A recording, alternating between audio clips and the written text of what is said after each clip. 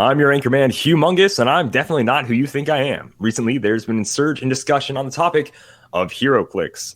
In order to understand the market's volatility, we have brought in an expert. Sitting here with me is the Billion Clix Bruce. Hello, Bruce. Hello there, Hugh. Money is time and time is money, so I'll try not to take too much of yours. What is currently happening, I have to say, is probably the most disgusting thing that's ever happened in this country, and we've done some gross stuff. So to, not get too deep into it, I want the lay person to understand. Basically, us here at the Inner Circle, we were trying to short this game called Heroclix. We thought it was on the way down. We thought that we could bet against it and that it was just going to fail.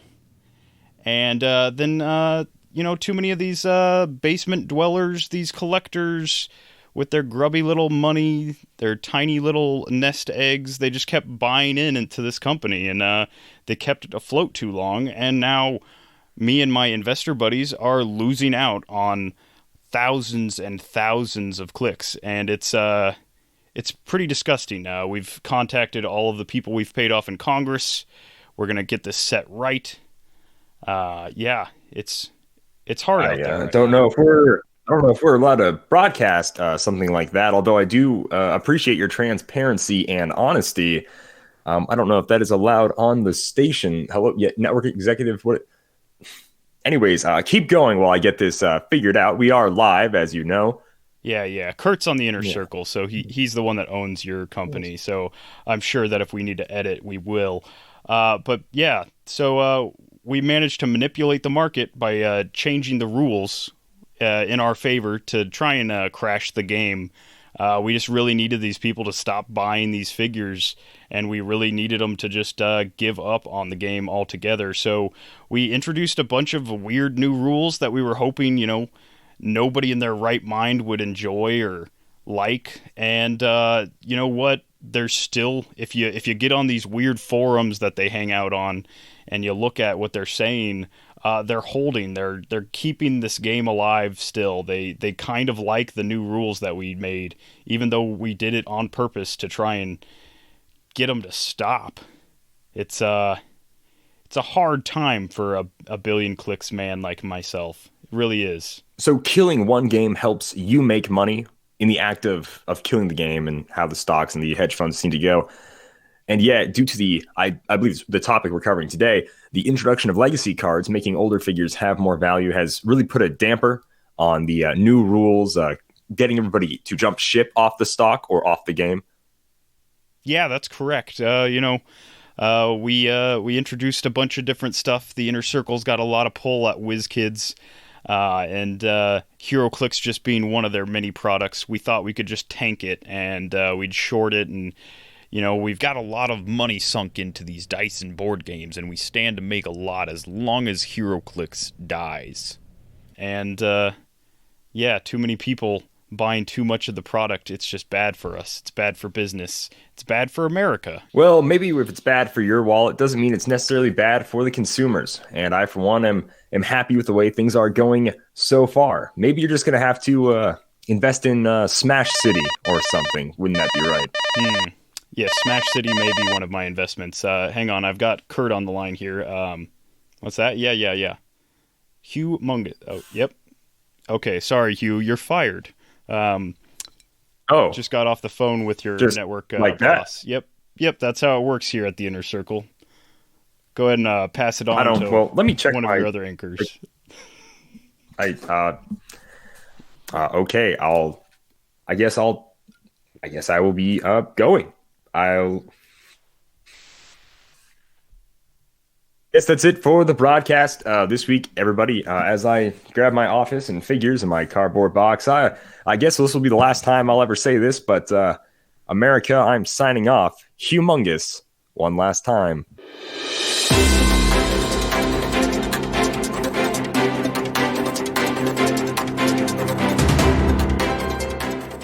Hello and welcome back to Dial H for Heroclix. This is episode 348. I'm your sexy ranch hand, Humongous, aka Kalder and Simeon. Howdy, let's get rowdy.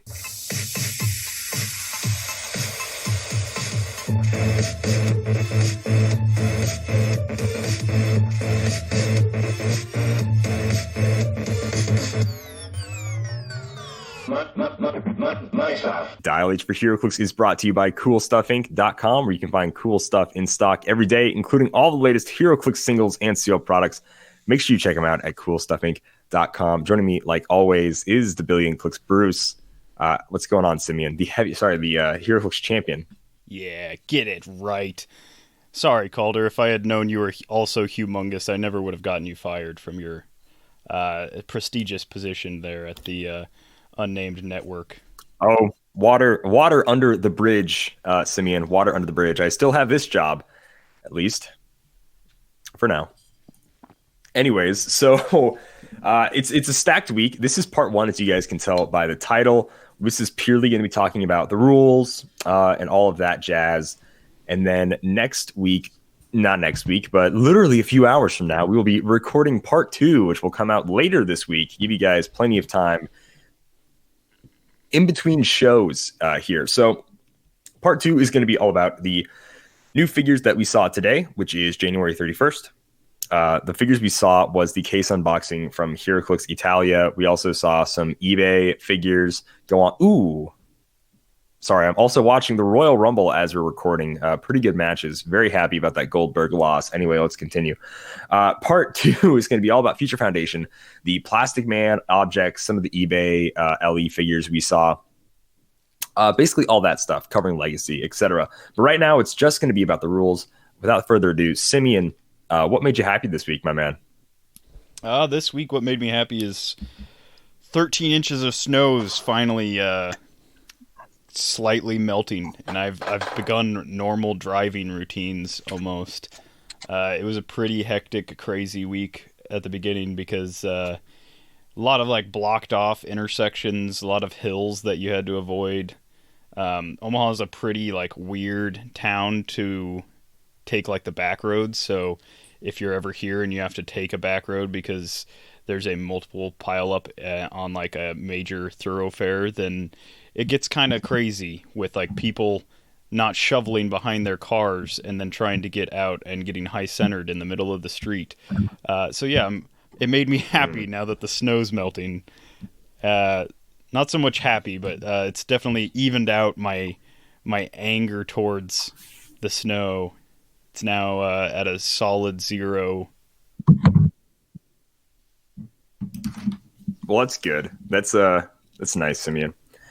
What made me happy this week? I had a lot of downtime, so I worked on a lot of cosplay. And when I work on cosplay, I either watch a TV show or movies or something. This week, I decided I would pound through some movies, just whatever sort of came up. I have about a month left of my Amazon subscription. Ever since I remembered I had one, and now I needed to cancel it after paying for it for several months and not using it.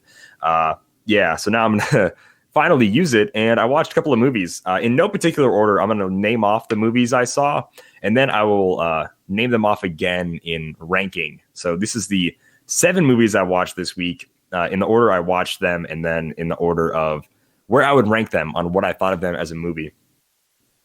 I watched Rambo 5, Last Blood. I watched Signs by, what's-his-face, M. Night Shyamalan. I watched Dead Rising Watchtower and Dead Rising Endgame, the animated Addams Family 2019 movie, the first RoboCop, and then Con Air. And I watched all these movies for the first time this week. The following is worst to best in ranking.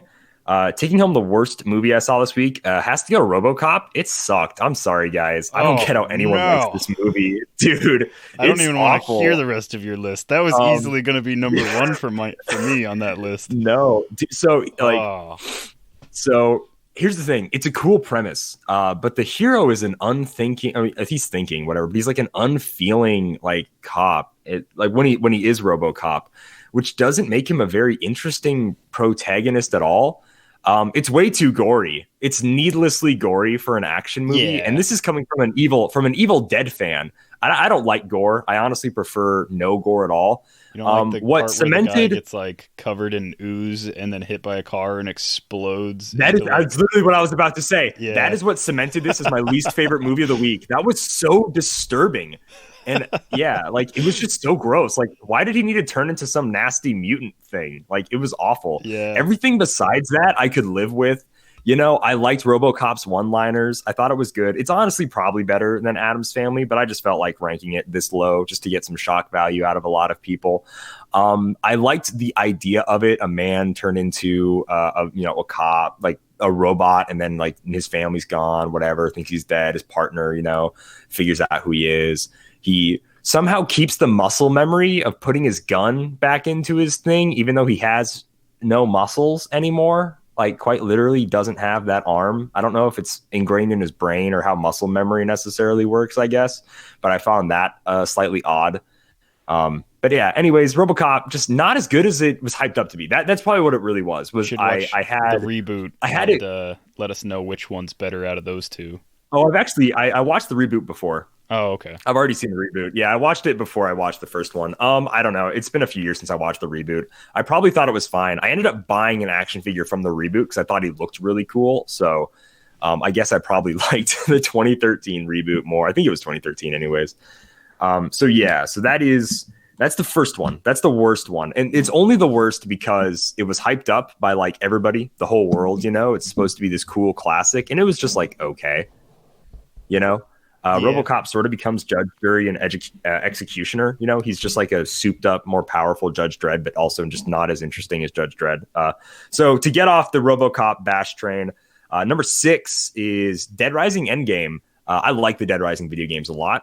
I really like them. This is the sequel to Watchtower.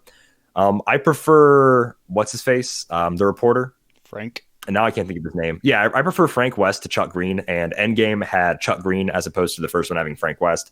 So, and I didn't even realize it was Chuck Green until the freaking credits rolled, or until the guy like called him Chuck all the way at the end. The movie was just not as good. It had some very emotionless, bland characters. So Dead Rising Endgame takes the number 6 spot. The number 5 spot is Addams Family. It's a fine story. I enjoyed the Addams Family. The animation is just so awful to look at. If you just look up the 2019 Addams Family trailer, the character design is like Phineas and Ferb character design, but they're like in 3D, that like model world. So like their proportions and everything just look disgustingly off. And it's just hard. It's just painful on the eyes to look at like the way how these characters' faces are either scrunched or elongated or wacky. It's a fun movie. The voice acting is fine, but just because of how terrible the animation style is, I had to put Addams Family at the number 5 spot.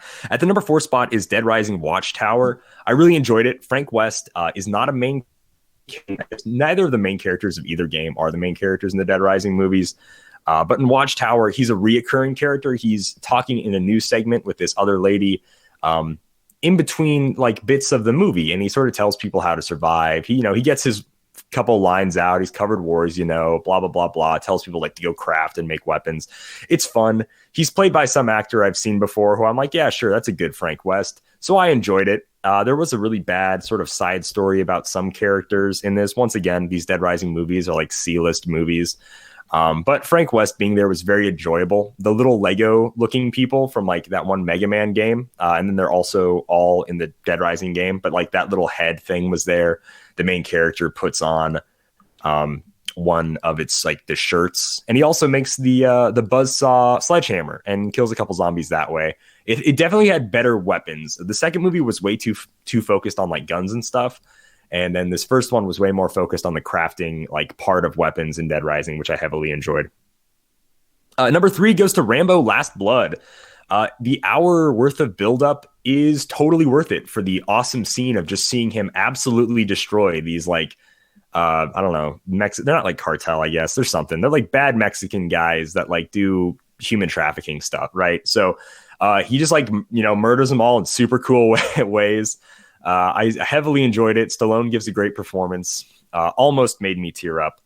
And then number 2 and number 1 were based on how many times I cried and then just how epic the end scenes were. So taking our number 2 spot is Signs by M. Night Shyamalan. Joaquin Phoenix. This is my favorite role Joaquin Phoenix has ever done. And I've only seen The Joker and now Signs. So it's just better than The Joker. I really need you to say Joaquin. This is... Oh, Joaquin. Sorry. Whatever. Joaquin. Say it. Yeah. It's Joaquin, is it not? Though, is that not how it's spelled? That's how it's spelled for sure. I've just never heard it pronounced that way. Joaquin Phoenix gives a great performance as Meryl. Mel Gibson gives an amazing performance as, I think his name's like Abraham or something like that. Graham. It's Graham. Gives a great performance as Graham.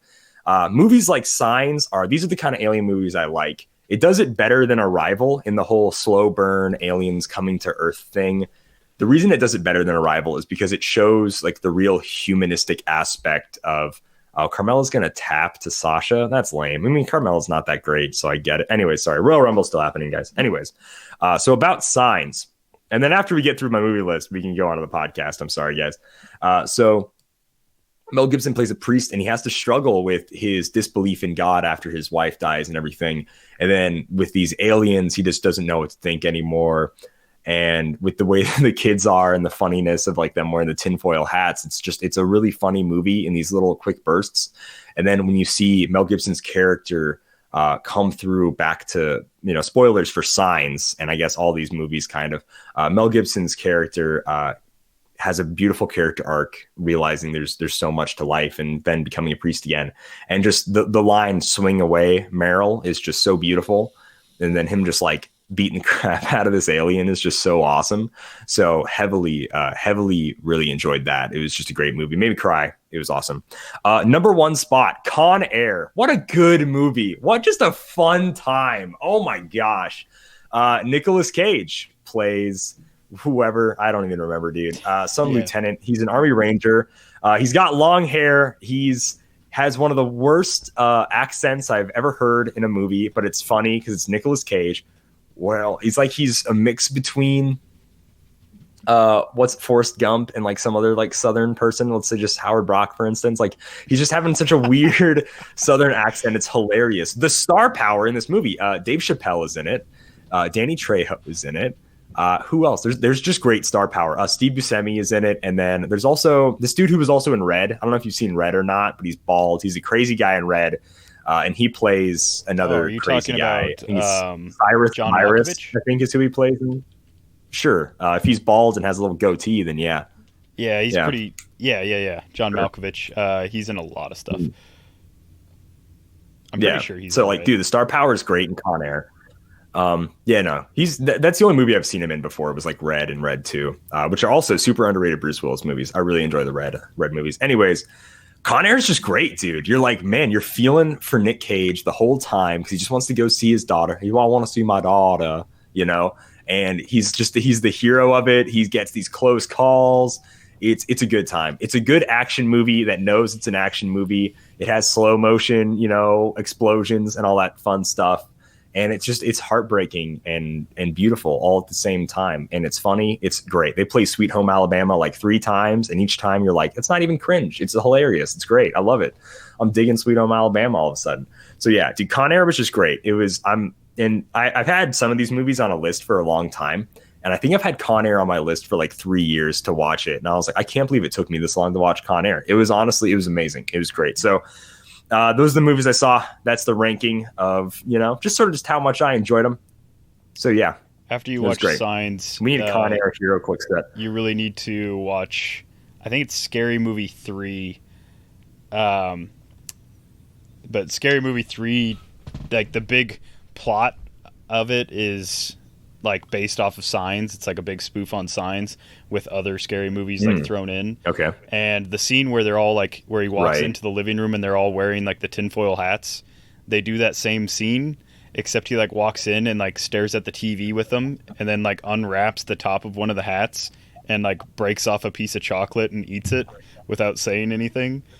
And it's like one of like the best like it's one of the best like pretty good. Like not forced jokes. Kind of like because those scary movies and all those like spoof movies have really forced obvious like painful jokes in them, which is why I normally don't watch a lot of them. Naked Gun and stuff was really good about doing like non-obvious humor in the background, and it's one of those things where it's like it's not so obvious that it's like zoomed in and like forces you to partake in the joke, but it's just like this little background observation kind of thing where he just like snaps off a piece of chocolate from like what is essentially a giant Hershey kiss that is on funny. Top of their head.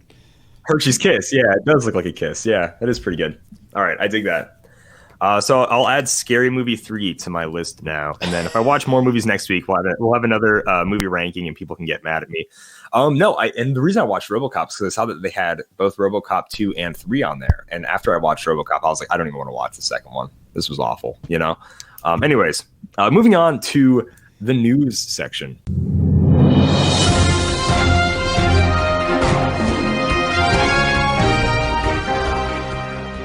All right, there's rules. I'm going to read Article 0, and by read it, I'm going to read 3 lines from it. So Article 0 is about the intro and goals that they want to happen for the Heroclix rules update. They're going to be reworking the game much like in 2017 when they reworked it with Thor.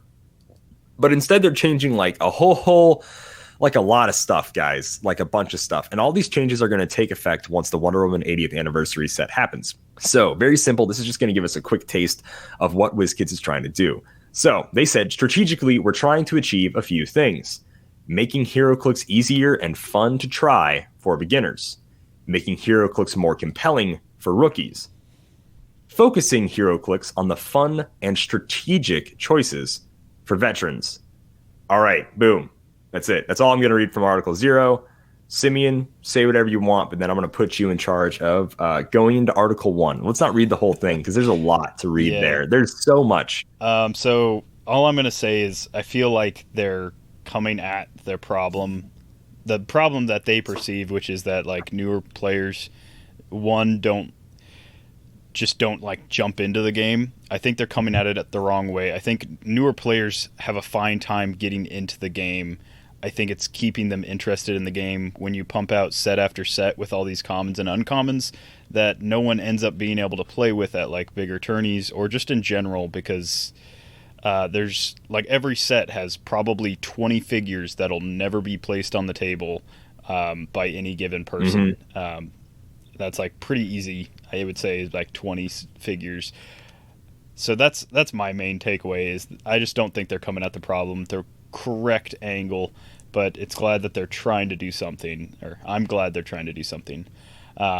So 2021 rules article 1, the Indomitable Knot. Man, just get a better title for your stuff. So I'm just gonna skim through this real quick. They are pushing out pushing damage. Why we are pushing out pushing damage? The original purpose of pushing damage was to implement a cost to acting frequently with your character. It meant that there were basically 2 costs in original Heroclix: the pre-game point cost to include a character on your force, and mid-game clicks of damage to act consistently with them. Which, if you look at older figures, they usually had a lot longer dials. Like, they got a lot worse, but they had a lot longer dials, so pushing them didn't really cost as much. But Indomitable wasn't a thing back then either, unless it was a feat card. Even though pushing damage is a cost, there are benefits to the game that exists. And then they list some of the benefits. There's a skill test to knowing when to push and when to pass. I would agree with that. It does... I would say a skilled player knows when to push and when not to, but I would usually say I usually only push out of like desperation. If I'm winning handily, or like even if I'm like up on points, I'm probably not pushing unless I'm just in a really bad position or it makes one of my characters better. And whether that's skill or not, like you can read the dial, so I don't know if it's skill to know if your character gets better. Knowing if you're behind on points or if like the momentum's really badly in your favor. I don't really know how much skill is involved in that. I guess I haven't been a new player recently enough to know. Then they say, we're able to design figures that motivate you to deal them pushing damage in order to get a click that's better than the click they're on, often called activation clicks. Being able to push as a way to switch from one set of powers to another, which is a lot of characters do that. A lot of characters have like those back and forth kind of dials. Perhaps most rarely, it gives players a way to KO their own character to trigger a benefit. That one I've never KO'd a character of my own to trigger a benefit, other than for like Hela from the Mighty Thor set. And so if this article was based completely around Devin Adams and his meta Hela team, then we can blame him solely for this entire thing. Um, so that's their pros for pushing damage. Um, Right. Originally, acting consistently with your biggest threat that you had advantageously positioned was seen as a huge benefit. We've come to feel the benefits of pushing damage weren't worth the trade-off. And then they say, the basic strategic decision to push your character just doesn't feel good. Worse still, if you push to miss with an attack or push to fail a breakaway roll, you feel like you're digging your own grave. Yeah, that's why people usually don't do that. If it's like a Hail Mary thing where you have to push to try and attack and you miss, then it's like, well, I had to do that either way.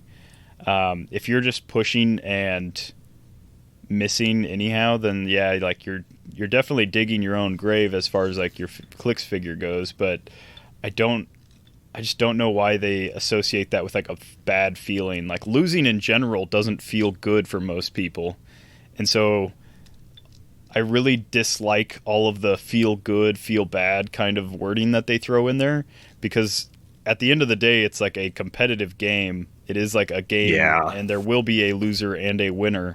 So there's zero chance that you're going to ever make both sides feel like 100% great all the time, always. I just don't know if getting rid of this like particular thing is what makes people feel bad when they're losing. It's definitely not the undercosted perplex that can make a vulture completely annihilate your team in one turn. That's not Oh what it yeah. is. Speaking of what makes me feel bad when I lose, is when my opponent kills one figure and then just goes on a rampage and kills all of them in one turn, in like a 20-minute turn, might I add. That You know what makes your else makes me opponent feel feel bad? good, When though. you can target my entire team and then also deal them your full damage value based on the loose wording we have for targeting. That makes me feel bad. You know what else makes me feel bad? Being like, oh, I just don't even need to have a target to then use this colossal retaliation BS after resolutions, whatever. That makes me feel bad. Those are actual physical things that are broken inside of your game. Those are the things that make me feel bad. Anyway, Yeah. Simeon, go ahead and continue. I don't interrupt you again. I do agree with a few of their points here, though. They say, so continuing, the deeper strategic decision to push your character in order to shift to a new power set vastly widens the gap between rookies and veterans. I disagree, because they can see their own cards now, so it's not like the dial is hidden to them and they need to memorize it. If you look on Click 2 and you have better powers than you have on Click 1, that is not a rookie decision to push. That's just basic like knowledge of the game. I would put that up there with like the pack. Like if you know your powers and abilities and you see on Click 2 you've got better ones, I don't think that's like a rookie compared to veteran thing. I don't think you have to be like an old hat at the game to understand that kind of thing. I will say it's between like a brand new player and a rookie. Sure, like if you're very new to the game, like if it's like your first couple like months into the game, you probably don't quite understand that yet, but at that point you shouldn't be playing like high competitive stuff anyhow. So I would imagine that a lot of like the people you're playing with, if you're with a good play group, are probably like not holding your hand, but they're probably like, giving you like some advice as to like that kind of thing. Like they're not going to let you play a Mortal Hulk and then keep him on his first click the entire game kind of thing. Then they say willpower occupying the defense slot meant that characters couldn't have both a damage reducer and the ability to avoid pushing damage. This eventually caused the invention of Indomitable, the striped shield, foreshadowing the need to prevent pushing damage. That's something that, doing our Thursday throwbacks, willpower is a commodity. Occasionally it's printed on your defense. Occasionally you have a huge high point character that just can't do two things in a row without taking pushing damage. It's really weird in the old game. I'm glad that like moving forward that will just never be a thing that we have to worry about again. But there are like some like low level characters that it made sense as to why they like wouldn't get willpower until a certain click, or they'd have willpower printed on their dial instead of having an Indomitable shield. Different stuff like that. But I will agree with them on this point. And then they say pushing damage is a second drawback in the same dimension as action tokens. The result of taking a second consecutive action with a character wasn't just pushing damage, it was also being forced to pass that character on the following turn, and that isn't fun either. Yeah, I guess. I guess clearing characters so that your opponent can do stuff on their turn. Like, why even have turns? It should just be me attacking you. I'll move up again, and then I'll attack you. And then once I win, I've had fun. And so then we can end the game because I've had fun. And that's what this is about. No, this one just seems kind of not well thought out. I wouldn't call pushing damage a second drawback. I would call anytime you have two actions a necessary thing. Sometimes you need to give that second action out. You need to do two things at once. Maybe your opponent is twice as mobile as you, and so you have to spend one action just to catch up to them, and then you have to push to do a follow-up attack. It's not the greatest thing in the world, but it is a thing. I wouldn't say it's not fun. I consider that part of strategy, and I don't even think that's a rookie thing. I think I don't know. I'm going to say that's a net zero as far as a bad or good thing. I don't really find pushing damage and a second action token as drawbacks. I just find them as how the game works. And then the last point for this little section: sometimes many things happen between the decision to take pushing damage and actually taking the damage that make it easy to overlook. It isn't unheard of for a character to take an action where they do two things, like charge, pick up an object along the way, and resolve a few die rolls. By the time the player should be taking the click of damage, it might be easy to forget. I'll agree with this to an extent, yeah. It's quite easy, especially in these Thursday Throwdown games that we do, it's quite easy to just forget that a high point character doesn't have Indomitable or doesn't have willpower. And when you do a second action token, I'm sure both of us have done it at some point in these games, where we just forget to damage our characters kind of thing, especially if there's a lot of follow-up stuff. It's probably even worse back when you would push to mind control and then also take feedback damage from mind control and yada yada. That was all gotten rid of in 2017. And then I will flash forward, as their article says, to today and cover their willpower section. I'll just roll for willpower. Roll for willpower. Roll for willpower. And I missed.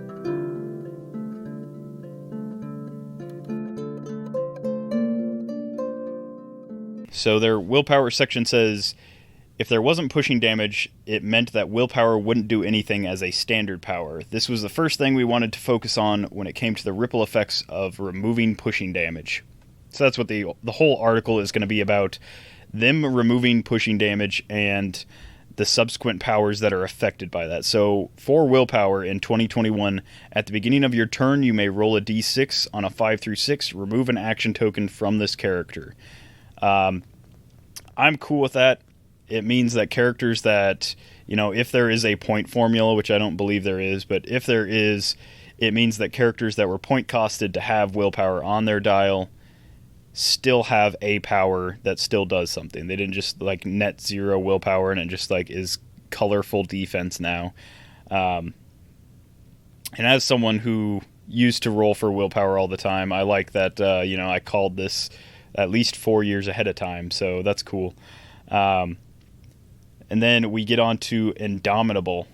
So Indomitable, they say, before we share the solution they settled on, they wanted to share the ideas that they didn't select. So leaving it as a combat symbol that granted willpower, and so then you would have the shield, you wouldn't take pushing damage, but you would also get the willpower roll, which is a 5 through 6 to remove an action token at the beginning of the turn.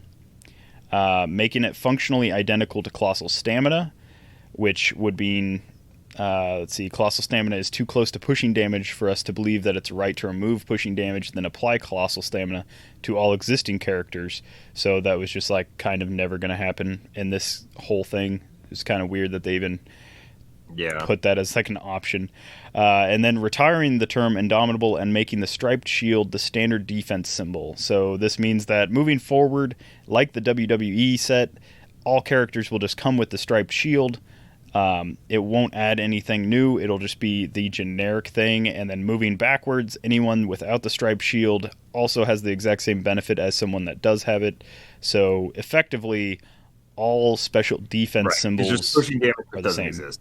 Yeah, just pushing damage doesn't exist. Doesn't matter what the what the defense symbol is anymore. Moving on to Colossal Stamina.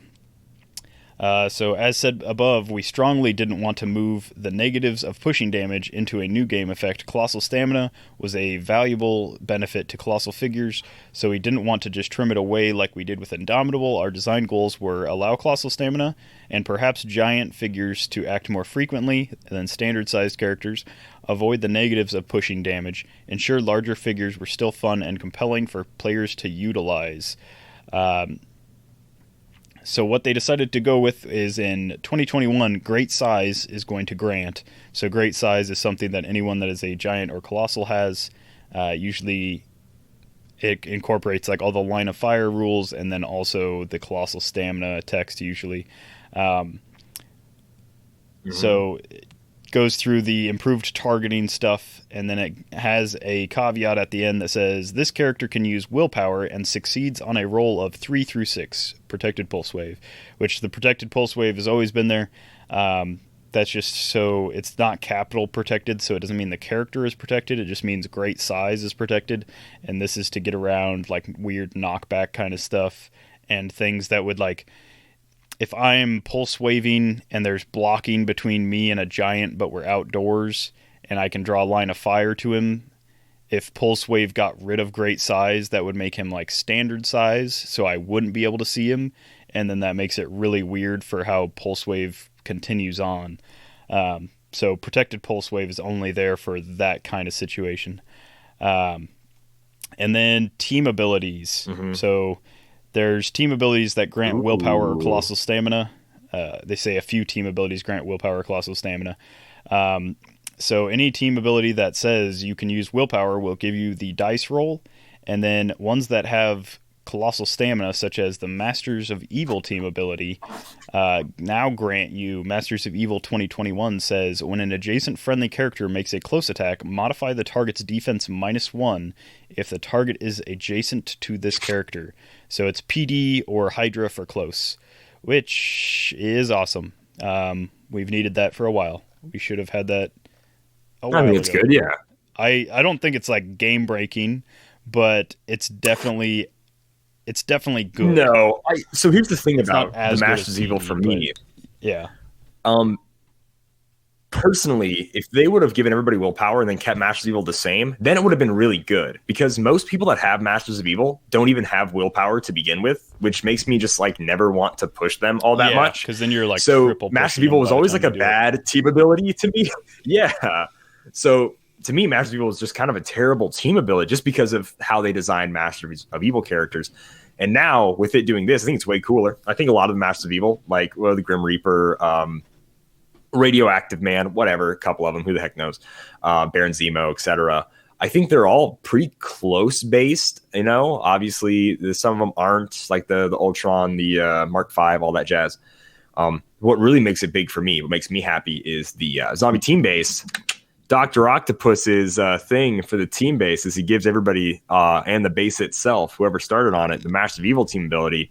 This is way better because half of the zombies don't even have willpower. So like Masters of Evil for zombies all close up, it's perfect. It's beautiful. So I like the Masters of Evil change a lot. That's about the only big positive thing from this article for me anyways. It makes the Wrecking Crew, not that this is like a top tier team or anything, but it makes the Wrecking Crew infinitely better because they are definitely all close combat pieces. And yeah, like having poor Billy just Kay. like all swarming one dude makes it way hard or way easier to hit with like. So, like in the Mighty Thor set, which is only not even 4 years old at this point, it's like 3.5 years old or whatever. Having 9 attack value on like your lower dial really does not do a whole lot for me. But if my team ability is at least giving my opponent the -1, then that means that, you know, like I'm at least doing something.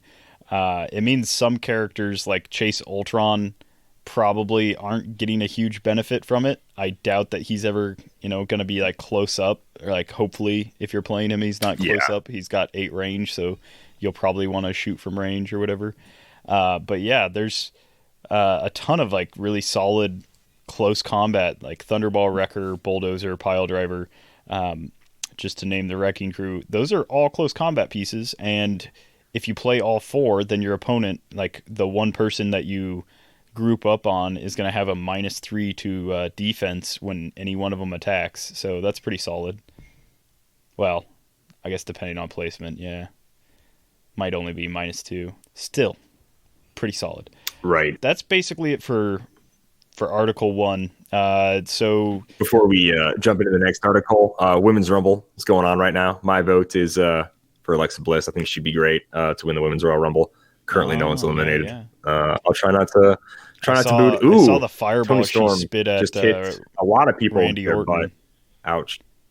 Yeah, Randy Orton's got a funny mask now and a bunch of fake red paint on his face. It's hilarious. Possibly the silliest thing I've seen in WWE in a few years. Oh yeah, it's him rolling around like a little funny man. I love it. These dark matches. Shotzi Blackheart has very the Inferno match, dude. I love it. No, I love him, dude. Let's make it as campy as possible. Let's play up the story. I love Shotzi Blackheart's costume. It's very Miss Marvel with the Thunderbolt type thing she's got. I don't know if that's who she's trying to like. Oh, and she's the first lady eliminated too. I'm sorry, Shotzi, but Shayna Baszler eliminated her, which is cool. Shayna Baszler's a South Dakota girl, Viking fan, so big Shayna Baszler guy. I am, yeah, really cool. Anyways, yeah, let's get into the next article. To recap, Article 1. No characters take pushing damage anymore. As soon as the Wonder Woman set rolls out here in like June or July or whenever it gets pushed back to or whatever, as soon as the Wonder Woman set drops and the new rules drop with it, no characters will take pushing damage. Just period. Mm-hmm. Anybody with the Indomitable symbol will be the same as anybody without it. Anybody with printed willpower or access to it through any kind of trait or team ability or equipment will have a 5 through 6 die roll to remove an action token similar to leadership but only for themselves. Colossal stamina will be the same, except it'll be a 3 through 6, and that'll be granted with the giant size. Well, not colossal stamina, sorry. That'll be the great size. Yeah. Not trait, but the keyword great size. Colossal stamina, as far as right now, just no longer exists, except they've retroactively fixed a few characters that had it. And then Masters of Evil has been changed. Things like Cosmic Power, Power Cosmic, whatever the new version of it is, Quintessence, like all the Cosmic Energy. Yeah, Cosmic Energy. Anything like that grants willpower will still grant it. It'll just give you that 3 through 6. But that's Article 1.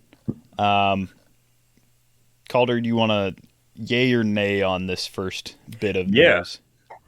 Article 1, to me, this is the only one I'd really nay on too much. I'm not a big fan. Like, so they talk about, like, what is it called again? Banner clicks, stuff like that, activation clicks. I probably use, like, pushing somebody more so, not even for activation clicks. I don't play a lot of those style of figures.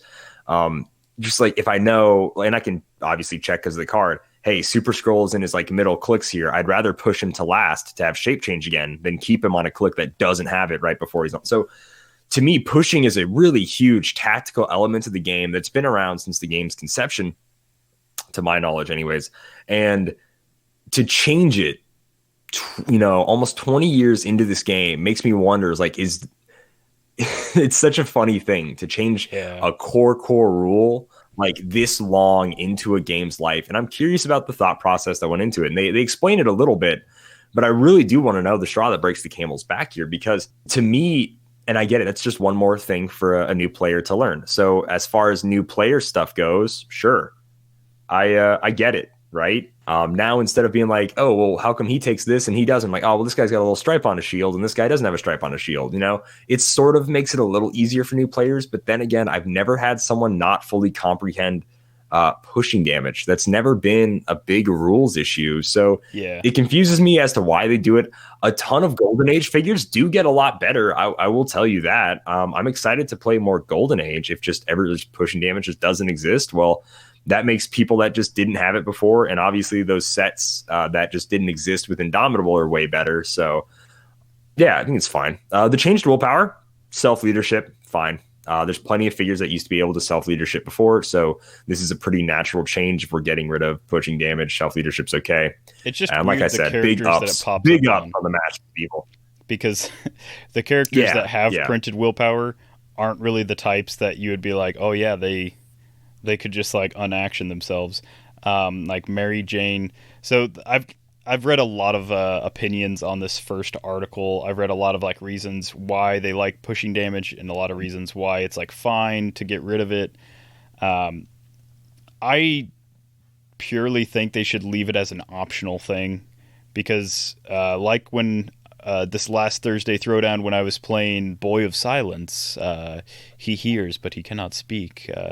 For he has no mouth, but he must scream. The Boy of Silence, I pushed him like crazy because his like lower dial is way better than his top dial, and it takes way more than like one push. And I'm not gonna bank on Kalder like smacking him to the right click that I want him to be on.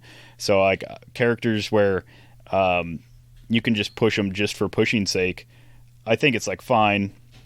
And then if you tell like a new player like you have the option to take damage, then they're just gonna be like, well, I'm not gonna take it, and then like problem solved. They don't have to take it. And then as they become like a more seasoned player, maybe they see a character and they're like, well, I'd really like to push off of Outwit because I'm playing against somebody who's got all power cosmic, and I'd like to have that perplex click, but I'm stuck on Outwit because I have no way of pushing off of it. And again, I'm not banking on them hitting me to the correct click that I want to be hit to, and I'm not going to play the exact right kind of pieces and equipment to damage my own characters every single game I play. That's just silly to like always play Blind Owl, always play Spin Ring and bounce yourself into like walls or off ledges. Like nobody's going to do that. That's not a casual thing if I always put those things on my team. I'd like the ability to be able to push. If they're going to completely get rid of it, yeah, I'm not going to say it's bad. I will say that I am indifferent to it because I think it kind of switches the entire meta up to the point where it's almost like a completely different landscape with this one rule alone. The fact that Paparazzi can't push to death, but they can take two actions. The fact that Jason Wingard can now bring in any bystander, and that bystander might be autonomous or not, and they can take two actions without pushing.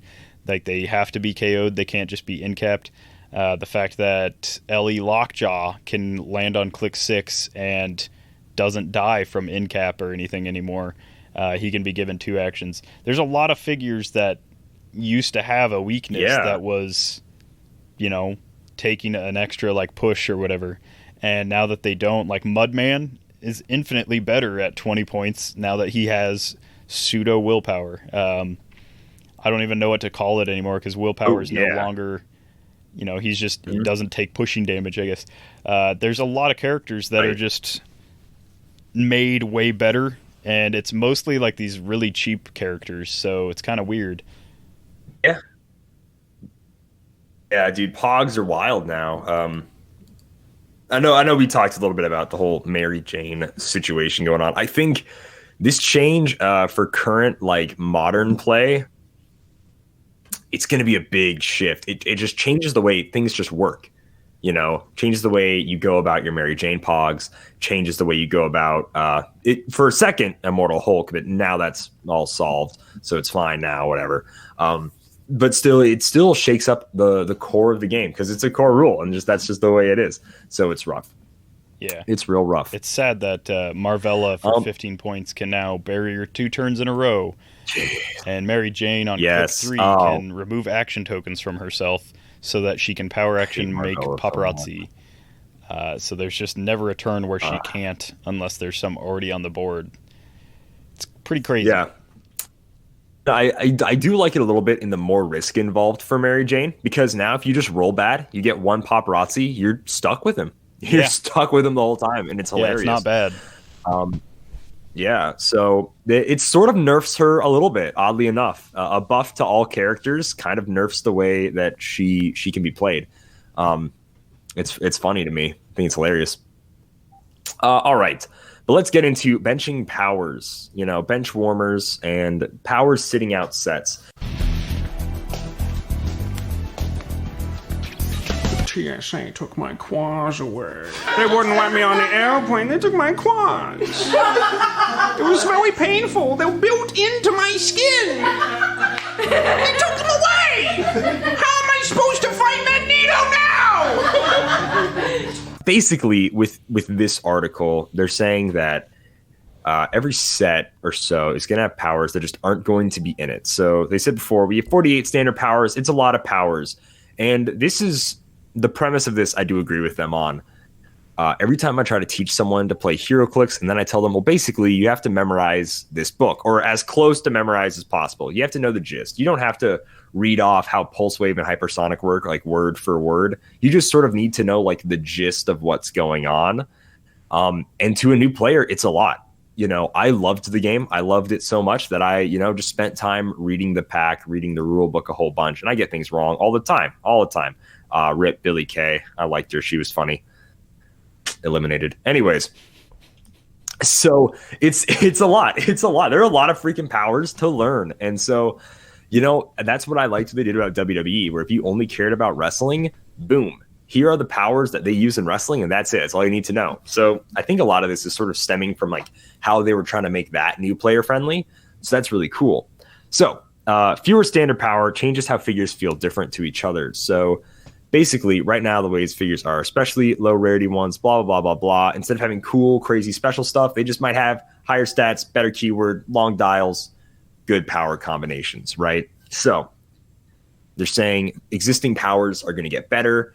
There's already a ton of damage reducers, so we get rid of a few of them. There's plenty of evaders, blah, blah, blah, blah. So they're saying, what standard powers are we going to bench? Here's the list of standard powers. We're going to read them off. We might go into like some of the details here. Sorry, someone just got in. What's her name? Rhea Ripley. She lost a ton of momentum last year. Poor girl. I'm glad she's in the Royal Rumble, though. Still don't think she's going to win. Anyways, so Leap Climb is getting benched. I honestly think this should probably just be reworked. I imagine it's going to be a power that gets reworked if they rework powers.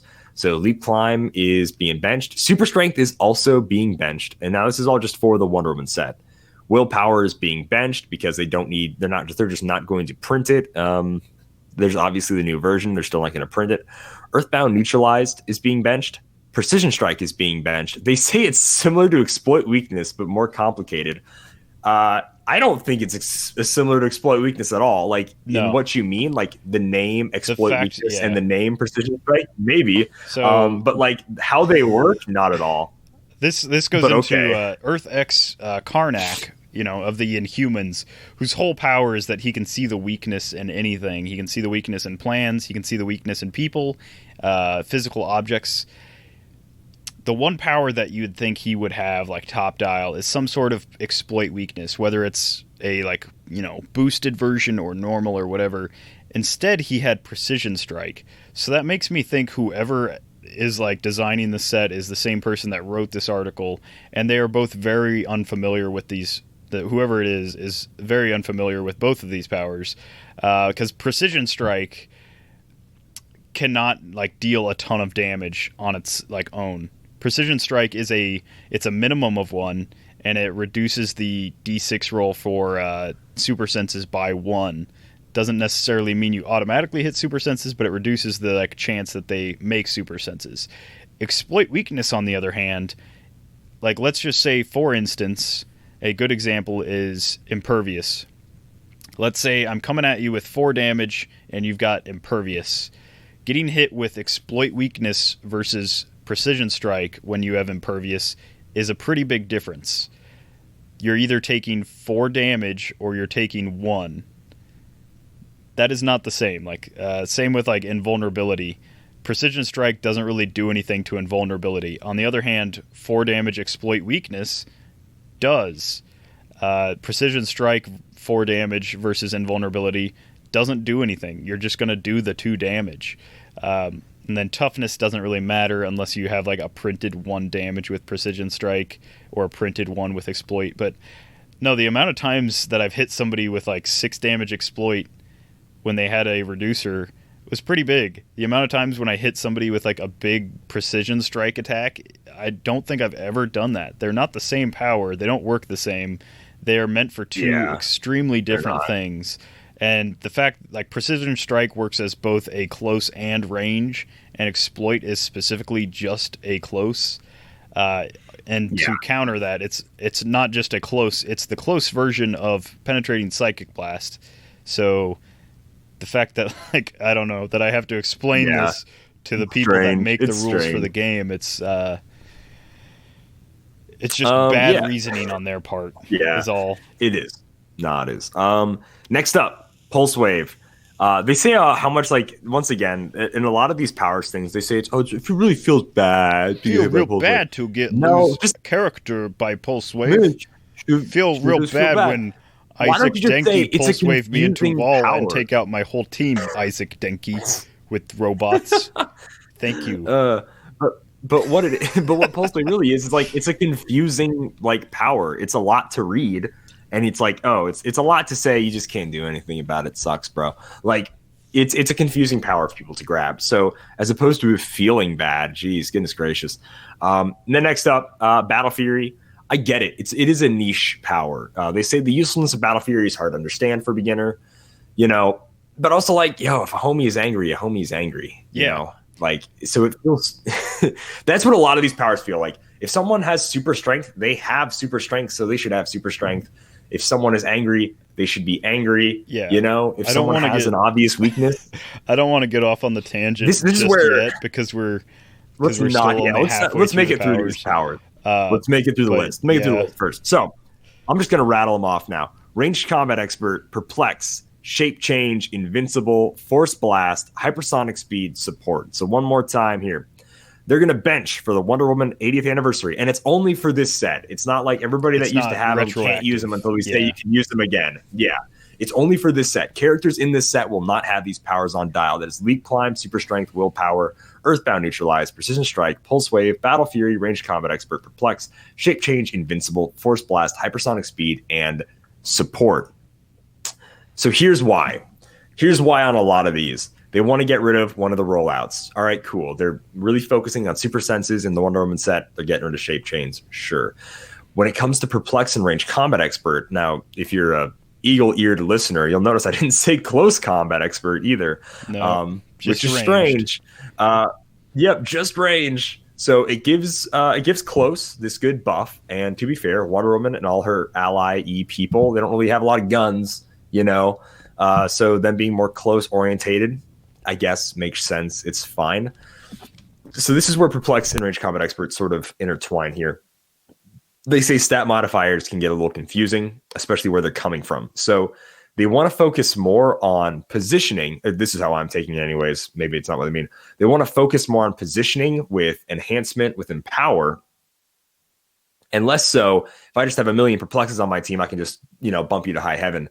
As opposed to now I need to worry more about having a prob piece. Now I need to worry about having an empower and enhancement piece for my damage and then a prob for my attack. I get that. That does help you think about things differently strategically. And I'm okay with that. That's harder for a rookie player to grasp than a veteran player. I think the fact that for a veteran any player, rookie can grab a way to work 20 around Perplexes and have a team that can turn anyone into a cannon. But it would take a veteran player to not be able to play with the Perplex and still be able to add all that damage with enhancement.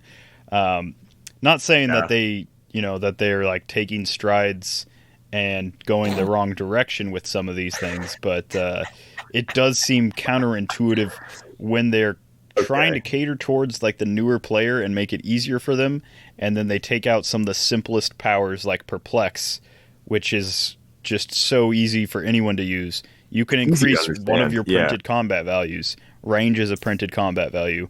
Anything's on your dial is a printed combat value, except your lightning bolts. That's not an actual value. That is a We've had people try to do it though, haven't we, Simeon? Yes. It's great. It's really great. I'd like to perplex up to 3 lightning bolts, please. And then energy explode you with the pre-2017 rules. No, that's like the one thing I really want to say is some of these changes just truly make it harder for newer players, I think. And not for newer players to learn the game, but newer players to like compete in the game, because they would have had access to some of these, but now like they don't. That's all I'm going to say about Perplex. I do want to go a little bit in depth with like some of their reasonings. So yeah, on Ranged Combat Expert, they said enhancement is relatively better than power. So they benched Ranged Combat Expert because it lets you range attackers be more self-sufficient. And man, you know how many times I've read a comic book where Deadshot was about to take a shot, but he needed like 2 DEO agents to like stand next to him and be like, "You can do this, buddy. You can do this. We believe in you." And he was like, "You know what? I can do this." And then he like did more damage. No, because he's self-sufficient. And so that's where this is where I have an issue with all of this stuff. I'm 100% for making it simpler for newer players. But what I really don't want to do is lose all the thematic kind of stuff. And if I've said it once, I've said it 100 times. And I feel like I've said it 100 times at this point. I play Heroclix because I like the cool thematic stuff that happens in the game. If I have a character that is really good at shooting and they can't use Ranged Combat Expert, and I have to make them a team player with a bunch of like enhancement just to let them do extra damage. If I play a Hulk and he doesn't have Battle Fury, so he can be mind controlled or incapacitated or whatever, he can't get through shape change. If I play a Superman and he can't use super strength, for instance, is one of the things that is benched here. Let's say I played Shade the Changing Girl, who can no longer use shape change. And this isn't retroactive, this is just for this set. But I'm just saying, in this set, there will be characters that in comics should be able to use shape change. I'm pretty sure Miss Martian is one of the characters in this set that we have seen the sculpt of. One of the characters that I most think should be able to change shape is a shape-changing Martian woman. And the fact that she will not be able to shape change really annoys me. Is kind of funny, Simeon. You know what I just realized? You speaking about the set. You know who else is in this set? Whose big thing might be willpower? A couple of Green Lanterns are in this set. At least none of them are going to have willpower. At least retroactively, all those non-Endom Green Lanterns can now take 2 actions without pushing. So and the ones that got the special willpower from War of Light is actually kind of cool. Like, that's cool. Sure, yeah. But in this set, so, like, it's a DC set. So now if there's a Flash in the set, he doesn't have hypersonic speed. That's a big if. I honestly don't know. Superman in the set, no super strength. You know? Strange. No Batman. If there's Batman, he doesn't get perplex. You know? It's not the most Batman-y power. It's not terrible. He'll still have in-cap stealth, all that jazz. If there's Green Lanterns in the set, they don't get willpower. Yeah. I'm super cool with that's funny. And I'm 100% okay with Leap Climb. The +2 to breakaway and ignores most terrain for movement was cool, but it's mostly printed on people's cards now. The fact that they got rid of that and hypersonic, that means like the only way to truly easily break away is phasing, and that's not really a great version of either of those anyhow. Like I don't know. I feel like there's a few characters that they've already shown in this set that could have used hypersonic speed, would have been like comic accurate. And the fact that you won't be able to do that you'll be stuck next to like anybody once you move next to them. I'm not going to say it feels bad, but it just feels weird.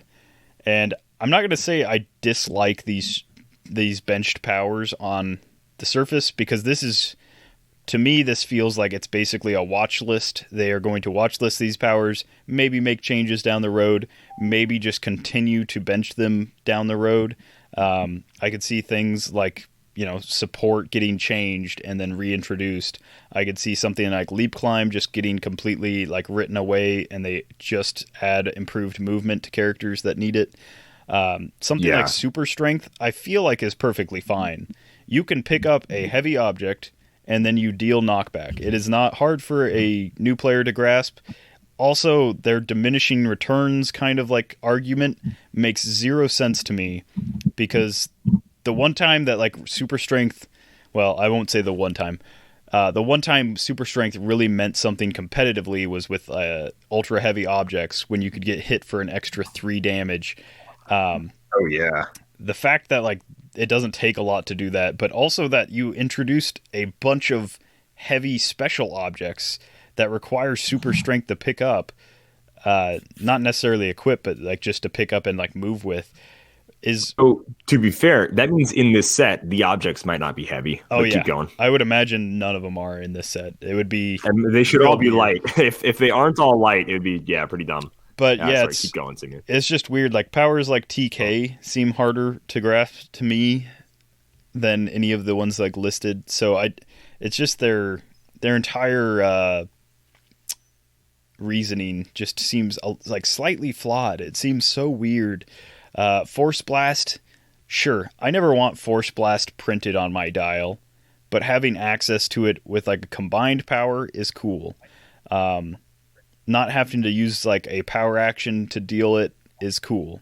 The people that can use Force Blast, usually it makes a lot of sense thematically.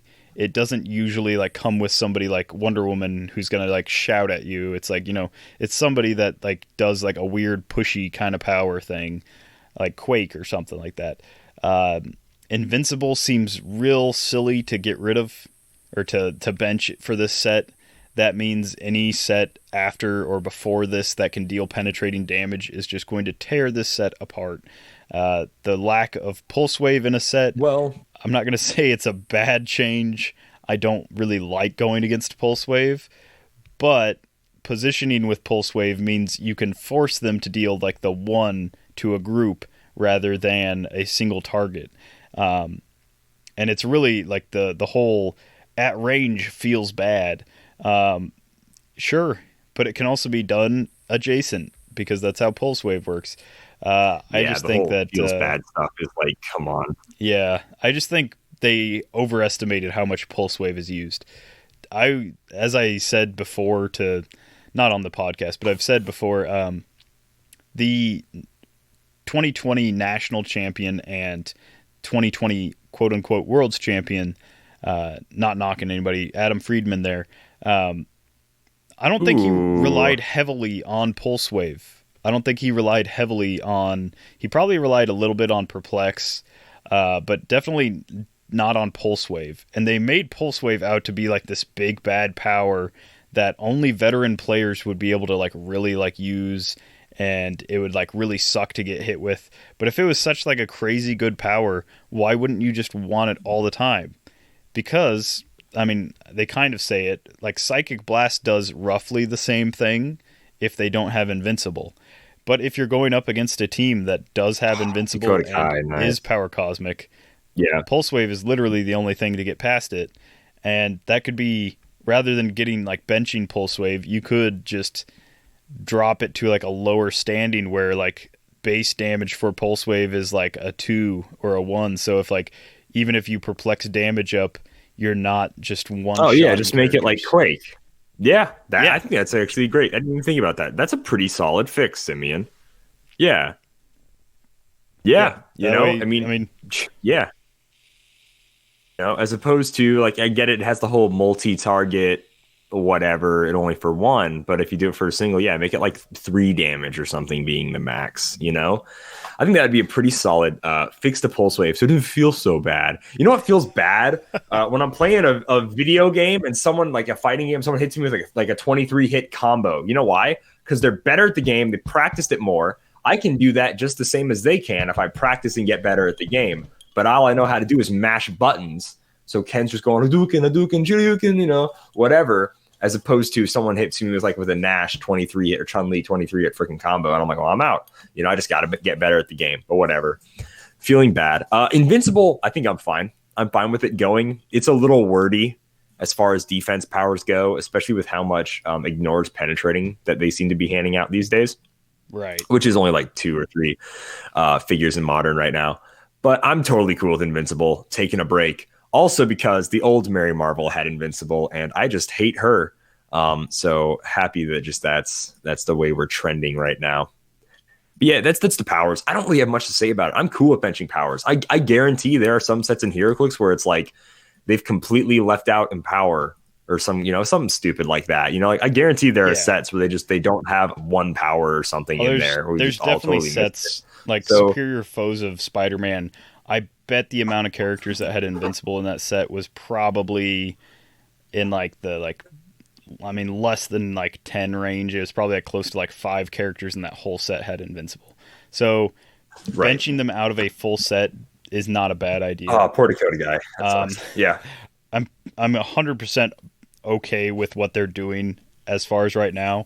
I'm not making fun of like them doing it. I'm making fun of their reasoning behind it. Mandy. All right. Because their reasonings behind like each of these powers just seems very like surface level. I don't truly understand the game kind of reasonings. And to me, I'm like, I wish somebody that like played this game actively all the time and had a good grasp of these powers would give me reasonings rather than someone that's like, super strength is a diminishing power, even though it always does knockback. And like your opponent drops 3 objects, you drop 3 objects, you have 6 objects to use. Like, sure, if you use up all the objects, it's diminishing returns, but on its surface, super strength has always been an opening attack thing. It's not usually I pick up an object, hit you, break away, pick up a different object. Mid-dial here and there. Yeah.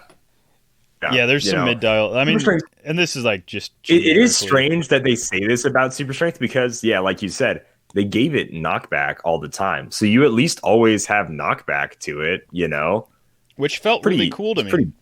Like, Superman's not an amazing character, in my opinion, but the fact that he can punch you and you get like knocked back that guy. 2 or 3 squares is like, oh yeah, he's a big strong man and he's pushing me around like big strong men do, and I like it. But no, I will for my last I wish you wouldn't have said I like it after that. That made it really creepy and strange.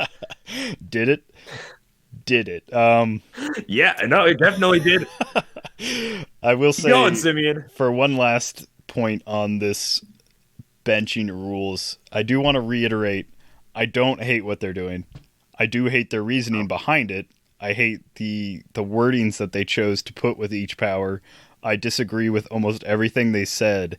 With that being said, I do like that they're trying to fix or get rid of some of the powers they don't think that they'll need anymore. I think it'll be an interesting moving forward in the game. So I'm okay with all of that, but I think my last point that I want to make is that I just really don't want to lose out on like the thematics of the game, and it really feels like if we lose super strength, even if we lose Earthbound neutralized, there are some characters where Earthbound neutralize, it's not great to have it on the dial, but it makes sense to have it on the dial because like they are Earthbound and neutralized or neutralized. So like if you have a trait where, you take a big hit and all of a sudden it has neutralized you, that was a good power to show that. If you were Earthbound because your powers hadn't activated yet, that was a good power to show that. Battle Fury being like, I'm angry in this battle. I'm a big angry boy. I'm like Wolverine and I've gone into Berserker Rage mode. Or I'm just like normal Hulk. And that is my everyday, always kind of like go-to thing is I'm angry. It made sense. And the fact that we had powers that went along with it was cool. And I really don't want to lose that permanently. It's fine for now. It just depends on what they go with moving forward, I suppose. Yeah. So, yes. I guess speaking of moving right along here. Yeah. No, go for it. I read this one. You can go ahead and read the feedback, baby. The Purple Haze feedback, if you would. on the 28th of January when the WizKids site went down and we were waiting and waiting and the site finally came back and nothing appeared. As I was waiting for Kenny Pena to be let go from WizKids' office. I mean, to be fair, fired. he might have been. I don't think that's something they'd advertise. Should see if... It probably wouldn't. Yeah. We should they're check. hiring. We'll check. For those that don't know what we're talking about, you'll have to watch a lot of our YouTube and look in the background for things. I'm not going to spoil it, though. We leave quite a bit in the background, I would say. There's a lot of hidden messages there. Yes. Like quite a bit. If you really pay attention, it's for those hardcore fans, which probably no one is as hardcore as we think they are, because we really add that real subtle stuff in there where it's like, man, if you know what we say on the podcast and also watch the YouTube and also understand this recurring joke or something, you might get it, type of deal. Also, if you're in like this group chats with this us. one's more recent. Yeah, just that. Yeah. But anyways, so keep going, Simeon.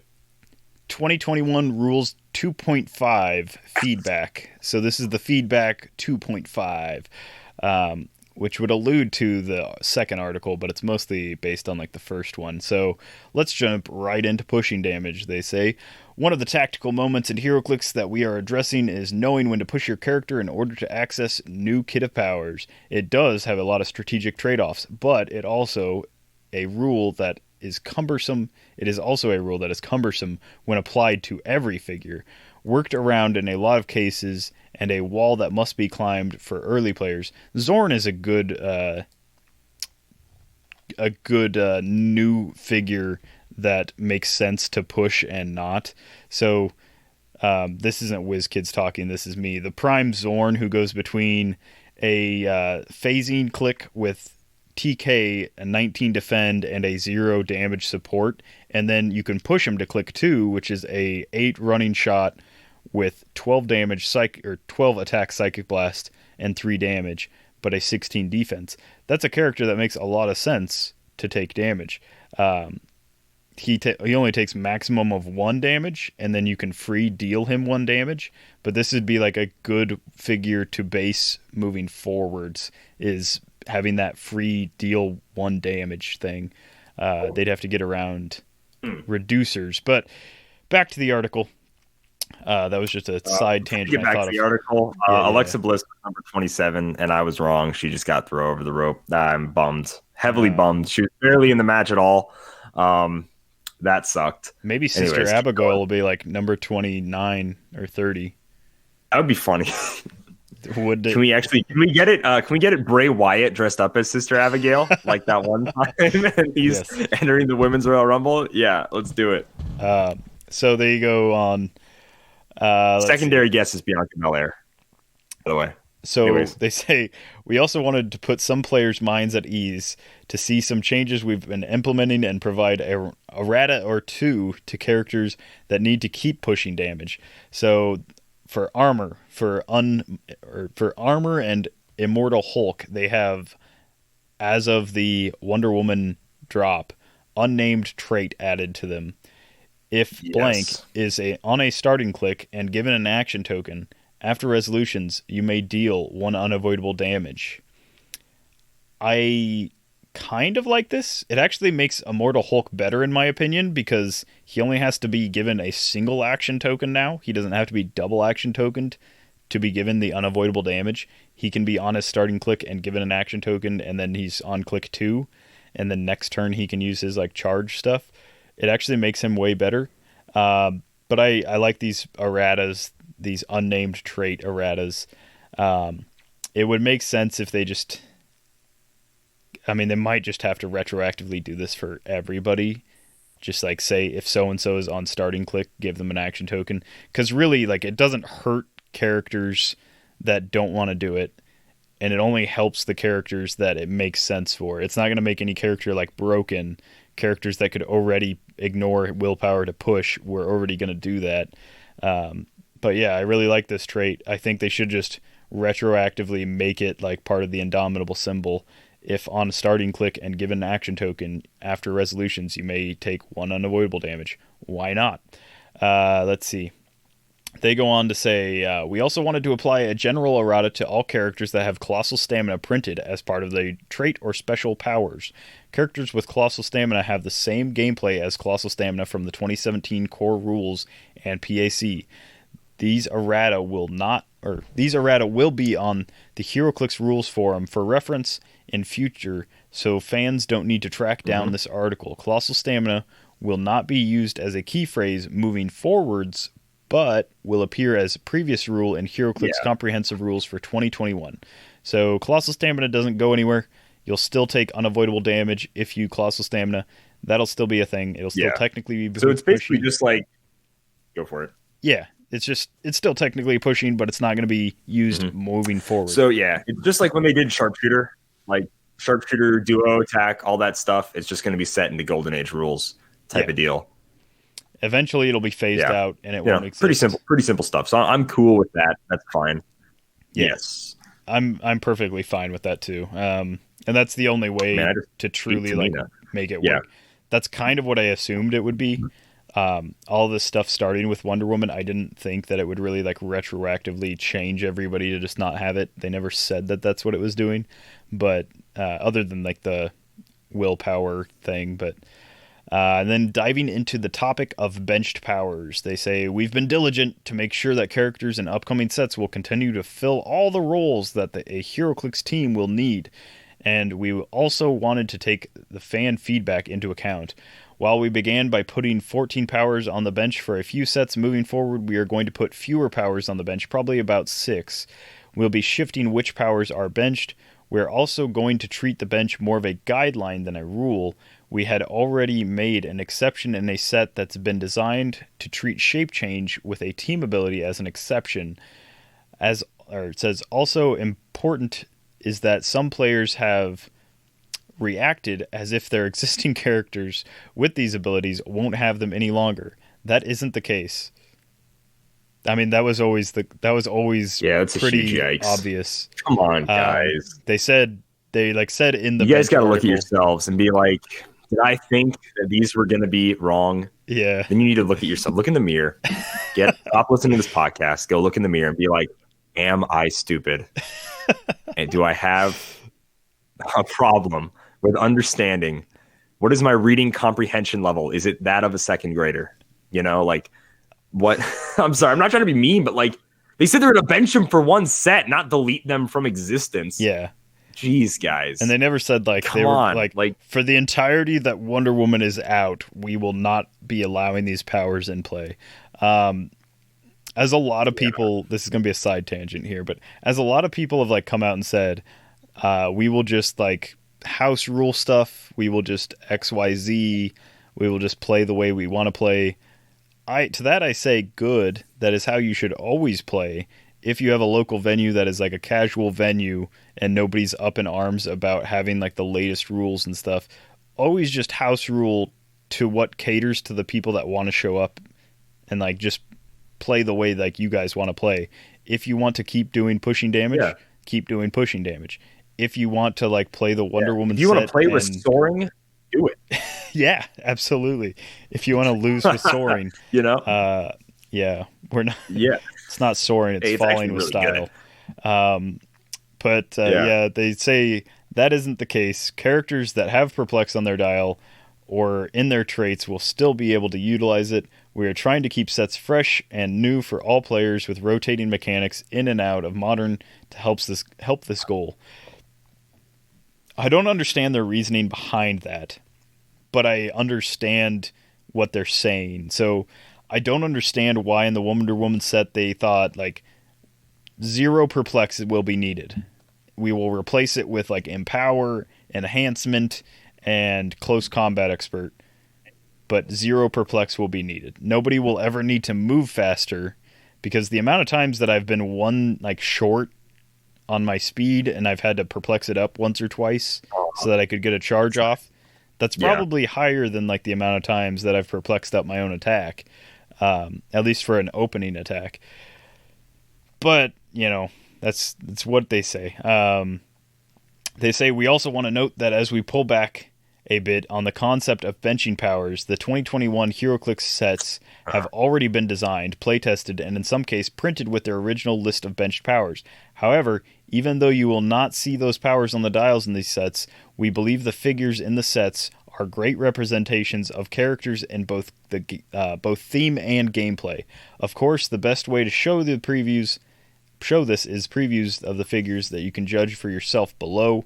So as I said, I can't imagine a Wonder Woman set without super strength. There's a lot of real strong ladies in the set. It's hard to imagine certain characters that could possibly be in the set, such as Miss Martian without shape change, or somebody without like hypersonic. But they said, like, you know, it is what it is. They've already made this set, and so here are 3 previews that they've come with. So I'm going to do number 017, the Uncommon Wonder Woman. So real name Diana. She has the Amazon, Justice League, Justice Society, Past, Soldier, and Warrior keywords.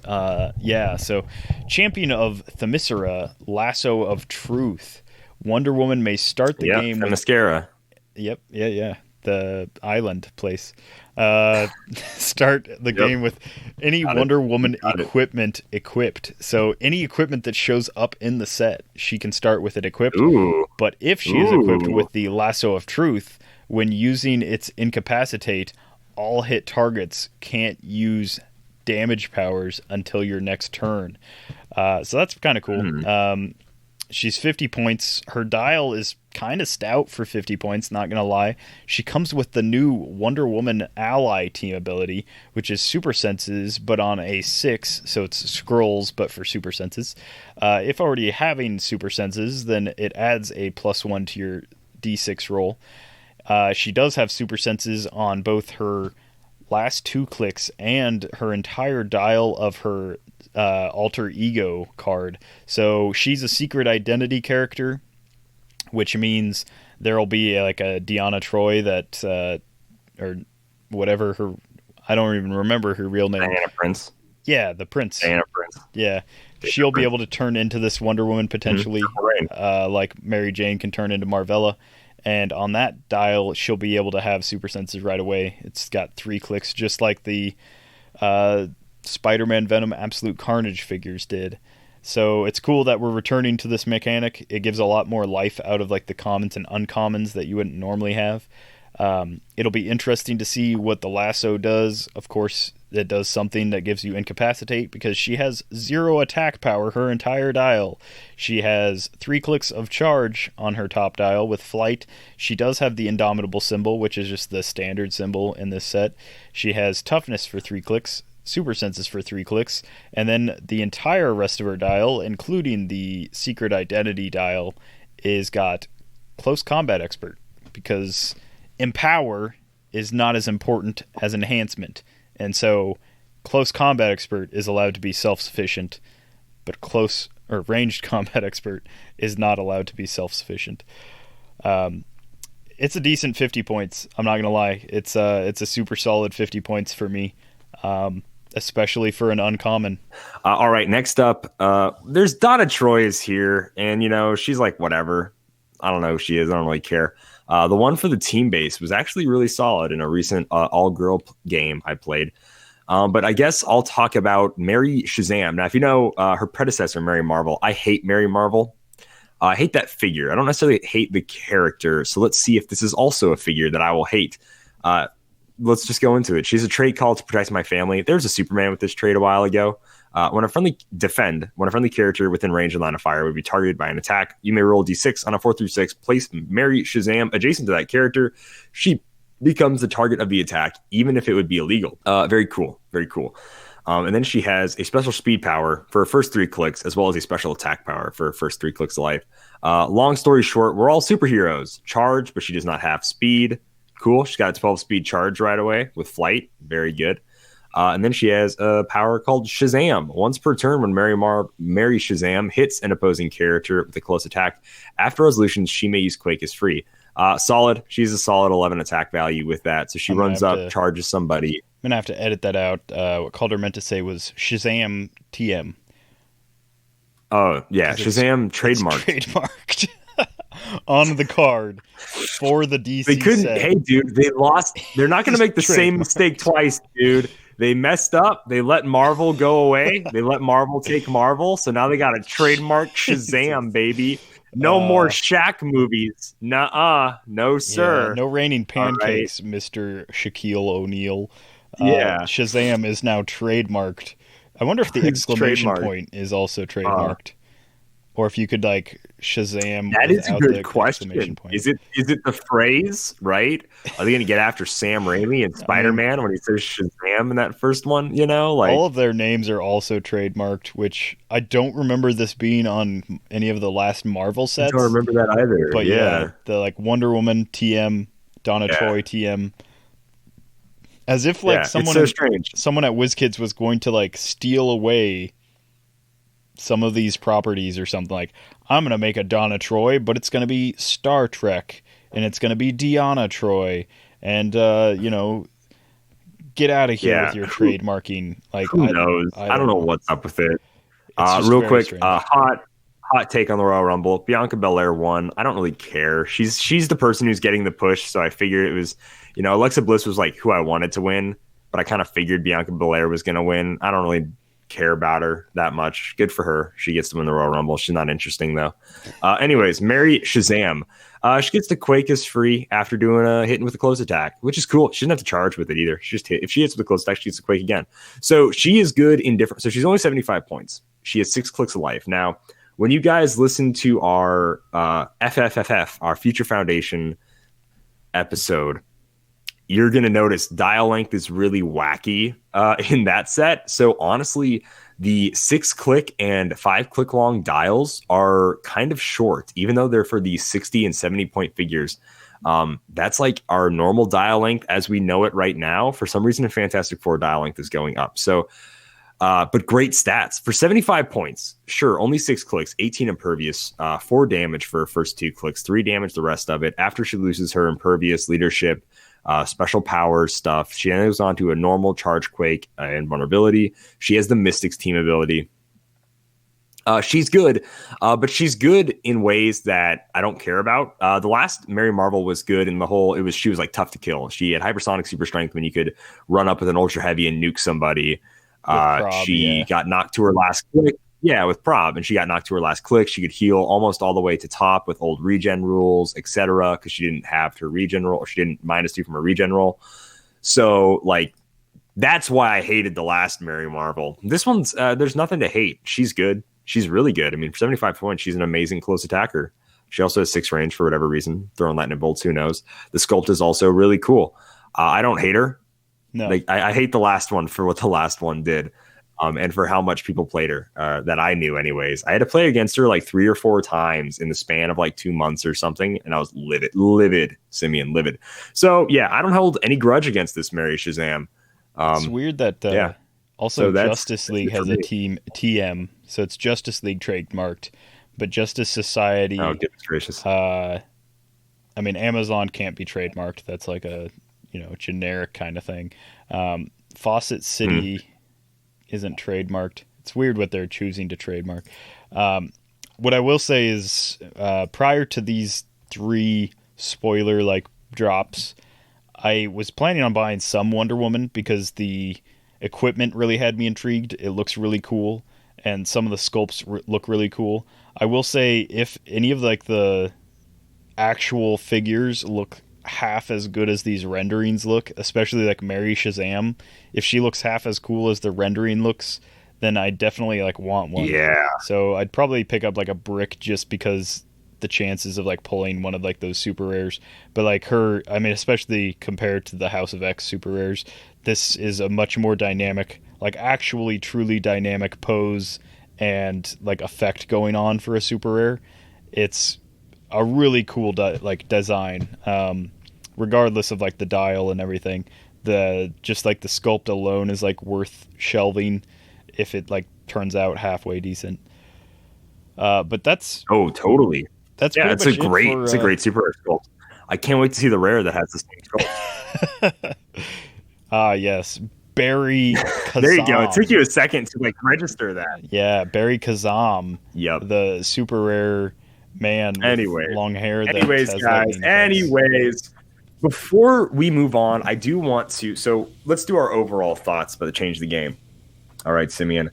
Personally, I don't care about the benching powers. Whatever. As long as the characters still feel and play like the way they're supposed to, I'm fine with it. You know, if you bench ESD in a Captain America set, I'll be like, but why though? You know, but I'll get over it. Whatever. It's fine. That's just the way it is. Yeah. The willpower change, I think, is huge. The willpower change, and then getting that on that day, I was like, man, I don't even know if I want to play this game anymore, if the rest of them are going to be as big of changes. But I also thought to myself, let's hold off any crazy judgment until we see what the rest are. We only have 2.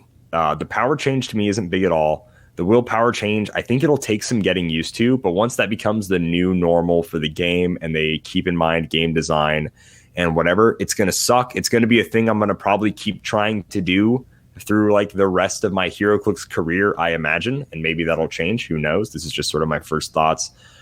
But as of right now, I don't really care too much for them, but I don't think they're going to totally ruin the game. Although I think if you were trying to ruin the game, you might take crazy steps like totally removing, you know, pushing damage and crazy stuff like this. It seems like a lot. I'm just saying, with all their live streams about like, here's games we think Heroclix players would enjoy. It's like, oh, maybe you just don't want us to play Heroclix anymore is kind of how it seems. What's weird, just saying, guys, that's my conspiracy theory. My conspiracy theory is WizKids wants to kill Heroclix. That so willpower ruling retroactively makes a lot of like fast forces and stuff way better. Mm-hmm. There's a lot of like 50-point pieces out there that didn't have willpower that like now can take 2 actions in a row, and they're just infinitely better. There's also just, you know, like 15-point pieces, 0-point bystanders. There's a lot of stuff out there that I would say is just kind of busted without the like the caveat that like if you take 2 turns in a row with it, it dies. The fact that like what's her name, Captain Marvel can now spawn a Chewie, and then Chewie can flurry blades 2 turns in a row without having to worry about it. That's not good, but I mean, honestly, my opinion on the willpower thing is that it's going to shake up Heroclix on like the competitive level. If you're at a venue that doesn't really care what WizKids says, then you'll just continue playing like normal, and going forward, every figure will have Indom, and eventually every figure will have willpower in Modern. And all your old figures that you play may or may not, but all the like modern stuff will. If you're a venue that plays by WizKids rules, but like don't really play competitively, it's really not like bad. It's gonna change up what you can play. It'll like throw you for a loop the first couple times. It's not gonna be like the end of the game by any means. And then same with benching powers. My huge problem with them benching powers is that they did it for the 1 DC set that we're going to have this year. And I'm like, you know, we've got like 6 Marvel sets coming down the pipe. We could have just taken the Future Foundation and been like, hey, Future Foundation, no Pulse Wave, no support, no Perplex, no this, that, blah, blah, blah, all the stuff. And that would have been fine. But we did it to the 1 DC set. And I'm like, a DC set normally is already underpowered by most standards, and now this one is going to not only be like underpowered in the classical sense where it just like is overcosted compared to Marvel, but it'll also be missing out on 14 of like the standard powers. And I'll say out of like the 14, 12 are like pretty commonly used. You don't normally use like Leap Climb or Earthbound Neutralized, but I think Shape Change, Battle Fury, Super Strength, those are pretty commonly used things. Those are things that I look for sometimes when building teams, especially if I've got special equipment that like is heavy. I need like a Super Strength person, but it's not permanent. It's not like retroactive. It is just a moving forward, potentially this set won't have XYZ kind of thing. So I'm not super worried about that one either. I'm more worried about the line of fire changes that me and the inner circle have put in place, where no longer are line of fires going to block your line of fire. It's just going to be a +1 defense for hindering, +2 for elevated, and +3 for blocking to the defense. But it won't actually block anyone's line of fire. So that's a change that I think we're implementing that'll be interesting once that rolls out. Now I'm just going to let that one marinate there for a second there, Simeon. Just going to let that one really soak that in. Thanks. Yeah. Hopefully, the people writing these articles really grasp your intellect when they publish that. I'm sure they'll do a great job. While editing, I realized that we never explicitly made it known that this was a joke, so nobody take what was just said as fact. That was, in fact, a joke. Oh, all right. Sure. I grow weary of tired talking about these rules. I just kind of don't care anymore. After the week we've had, I just sort of don't care about rules changes anymore. Seeing all the rough and guff on Facebook and HC Realms and all that jazz, I just sort of don't care. Like if they change, they change. Honest, I hate you so much, Simeon. Gosh, I hate you so much. All right. I'm done. I'm tired of talking about rules. I'm going to talk about instead Jedi Legends Heroclix tip of the week. You don't want to sell me death sticks. I don't want to sell you death sticks. You want to go home and rethink your life. I want to go home and rethink my life. He has 2 tips this week, which is just perfect. It's almost like he read our minds, knew we were going to do 2 shows. First tip of the week, in light of the latest news, my tip would be take a breath. None of the changes are set in stone. Anyone remember hide? I sure don't. No idea what he means by hide. He says, don't make assumptions until we have confirmation. Happy Clixing. Cool. I imagine that was like right. Soaring, maybe? It was like stealth, but like maybe. You had to click your figure down one, so they were like crouched. That sure might have been something from like I don't remember the 2017 rule change that I've just forgotten about, you know? Hide. So yeah, like hide. I think hide was he says it and it's sort of like the smallest like corner of my brain is like, that was a thing. I think maybe for objects or hinder. I have no idea. I can't even think of it. But yeah, hide. I think that was the thing. He's right though. Totally right. Take a breath. Chill out about the rules. Don't attack each other. If you're gonna throw hate, throw it at WizKids. They're a nameless, faceless corporation. Who cares about their feelings? No offense, WizKids employee or someone who may potentially be listening to this, but don't throw hate on your fellow players. Good lord, I guys, will say, come on. My last thought of this whole thing, these like rules and stuff. Above all, the game will continue. None of these truly change the game so far. None of these rules truly change the game so as to like a game that I don't want to play. We'll get into a listener question next episode that has to deal with that. But I will say that the amount of both like opinion policing and just uninformed opinions in general, people that are, you know, they barely read the article and then they react in like a bad way where they're like really lashing out. I understand why you feel that way and I understand what you're doing, but please just like read the article, let it marinate, read some other posts before you like throw out your opinion.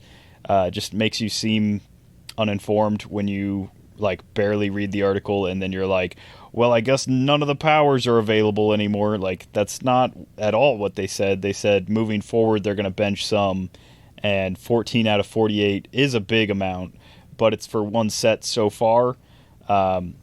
If, you know, come like the set after Wonder Woman, they bench like 20, or they just like are like, these powers are done, we benched them and we decided that we don't need them, or they're gone, then, you know, feel free to like light your pitchforks and sharpen your torches and stuff like that, because, you know, that's like a true change to the game. As of right now, it's just a set that doesn't have as many powers as previous sets, which, like I said, I'm mad that they did that to a DC set, but it's not the worst thing that's ever happened.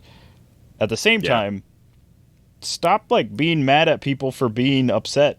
If like people love this game for their own reasons, if someone feels like their reasoning for loving this game is being like threatened or if someone feels like, the last couple sets of news is something to be like worried about, let them be worried. Like, definitely don't attack them for being worried. I would say, like, offer them like a, hey, it's not so bad. It might not be as bad as it sounds because XYZ kind of thing. But don't just put them on blast because they're worried about a game. That's some HC Realms stuff. Go on there. Moving forward with like Clix Nexus kind of websites, we don't need the old HC Realms ways of, say the sky is falling and then 100 people shouting, no, it's not, and then 100 people shouting, yes, it is. I think we're better than that in the Clix Nexus era. I don't know. Website still looks like garbage. I don't even care who hears this. Bro, it looks bad. It hurts my retinas to stare at, bro. I just physically can't look at your website. Last thing, I had trouble physically looking off and like, yeah, give us a dark mode, bro. Let my eyeballs white on red on white. Jeez, what is wrong with you, dude? Yeah. Goodness gracious. Yeah, and tell Joe Pangrazio, Pang, I don't know how to spell his name. Anyways, tell Joe I said that too. It looks bad. It hurts my eyes. He designed I'll a say it. subpar That's figure, just the truth. So it makes sense why he's also dude, designed screw a Maggot. site.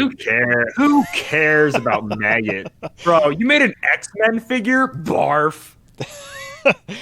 It's actually a really solid that. figure. The amount of free, the fact that each free is like a different trait. It's pretty solid. Yeah. It's got the X-Men keyword, bro. Trash. Anyways, I think a really cool way to end this episode is reading HC Realms member Iceman 425 his thoughts. A diamond donor, his thoughts on the rules. He said, and in the since no one asked me department, I'm just fine with the rules changes. Pushing damage going away actually makes me happy. This is a game with superheroes and villains. Some superheroes climb to the top of a building and then have to hurt themselves to throw a punch after they climb it. He's like, that's strange. Some of the power loss is tough, but I'm going to choose to see how it plays before making a decision and wait to see if they really are just benched or if they can come back before making assumptions.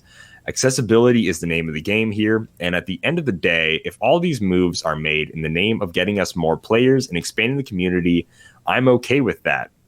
After all, that's my goal with every video series, to expand the reach of the game and to expand the life of this game we love.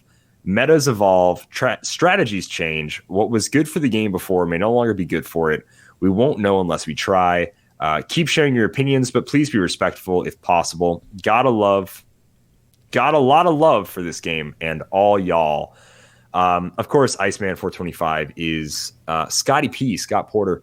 Nah, bro, your willpower take sucks. And you can quote that. If I ever become a famous actor and then all of a sudden Heart of Dixie star Scott Porter's like, yo, we hate you, and you like burn my house down with pitchforks, I'll totally eat that one. I'm fine with that. Your willpower take is pretty trash. It's pretty garbo. Your power take is fine. No, I like Scott Porter. I think it's all right. He did a good job about letting people know his opinions, but just sort of remember, he doesn't really play the game that much. It's very well led. He definitely doesn't play it at the highest. Very casual player, yeah. He's a very casual guy, and I totally respect that. I think that's fine.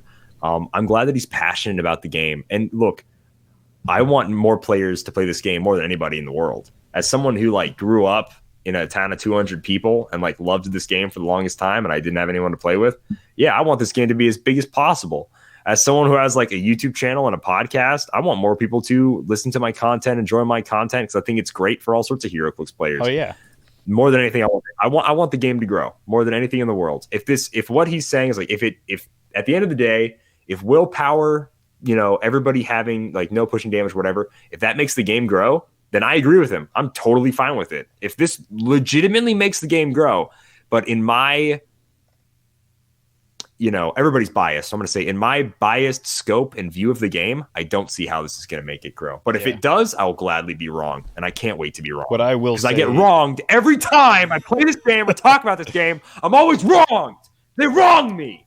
I will say in that aspect, first the Inner Circle takes my title. They take my heavyweight title that I made with my bare hands, and then I get wronged.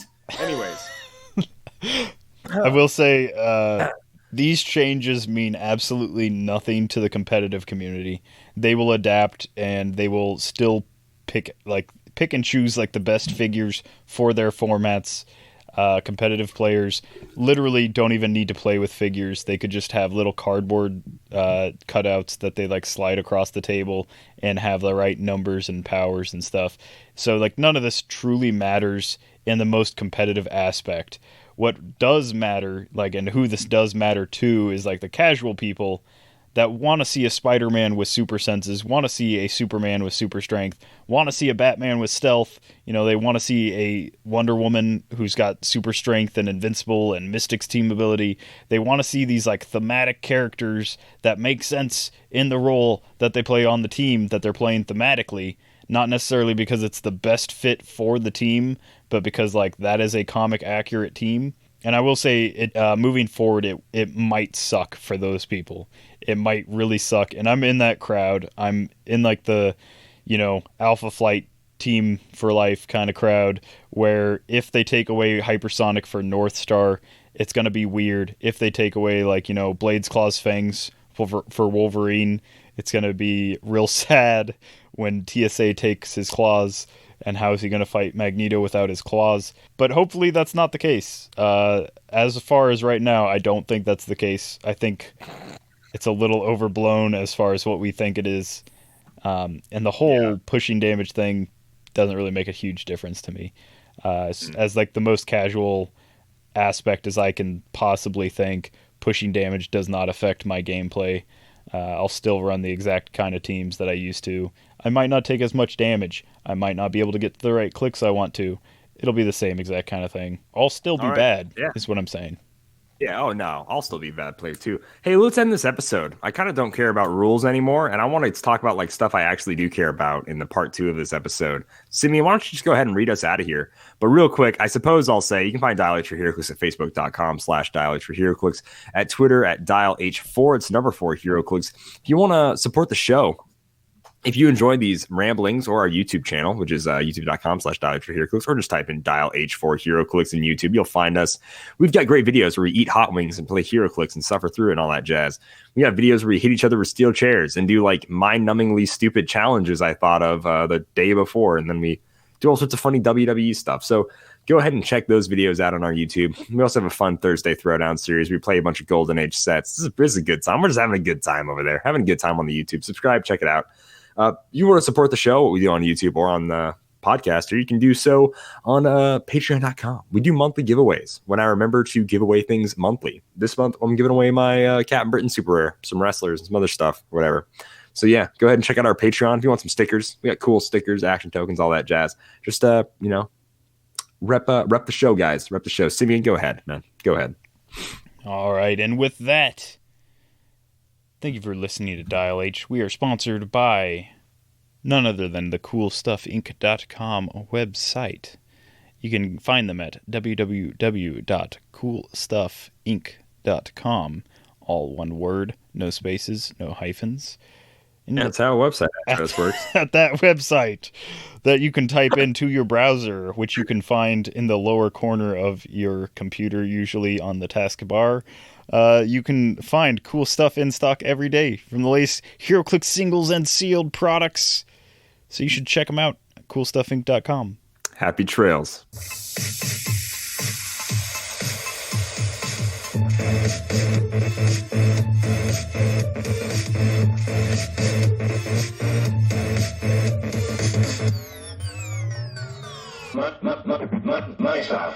I know how websites work.